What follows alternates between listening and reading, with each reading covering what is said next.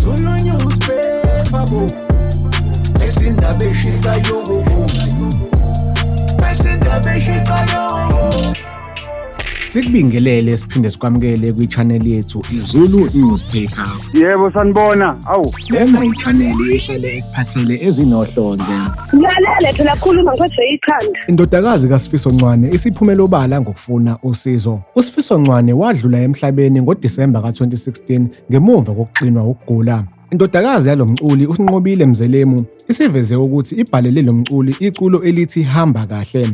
Uthi ube nesifiso sokulikhipha ngebirthday kaSfiso Ncwane engo-April. USinqobile uthi kade ayenesifiso sokwenzela ubaba wakhe noma ngabe yini, kodwa ngenxa yokungabi nayo imali lokhu kwagcina kungenzakalanga. Uthi ngesikhathi uyise esaphila abazange bahlale isikhathi esiningi naye. Uthi wayefisa ukuba nobudlelwano obuhle nobaba wakhe bebe ubaba nendodakazi njengokujwayelekile, kodwa izingqinamba zazibavimba kulokho.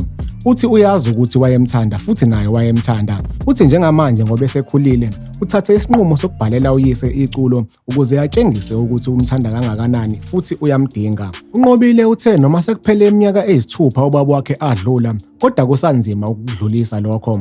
Uthe usadinga ukwamukela isimo, ingakho ekhethe ukuthi abhale leli culo ngoba ufuna ukwamukela isimo. Uthena njengamanje uyafisa ukuthi ubaba wakhe abe ingelosi kuyena futhi uyafisa ukuthi alizwe leli culo. Uthe isifiso sakhe esikhulu ukuthi leli culo liphume ngebirthday kaSfiso engo-April, kodwa kubonakala engathi kuzoba ingqinamba lokho. Uthe udinga imali yokwenza icover, photoshoot kanye nezinye izinto. Uthi imali eningi uyichithe ngesikhathi eqopha leli culo. Uthe ucela noma ngabe ubani onosizo ukuba alule isandla kuyena. Wembukeli, singathanda ukuzwa okwakho ukuphawula mayelana nalolu daba. Sicela ukuthi ushiye comment la ngezansi, thina sizobe sesibuyela kuwena noma kanjani. Wembukeli, ake sigoqe lapha-ke besikuphathele khona namhlanje. Siphinde sikuthembise ukuthi sizolokhu nje seniphakela njalo izindaba ezishisayo lapha kwiZulu Newspaper-ke. Kanti-ke ungakhohlwa ukuthi usubscribe kwi-channel yethu ebese ucindezela u-notification bell ukuze sizokwazisa njalo uma kunomfanekiso ofana njengalo esiwufakile. Ake siyibambeni khona lapho bese sithi nje salute.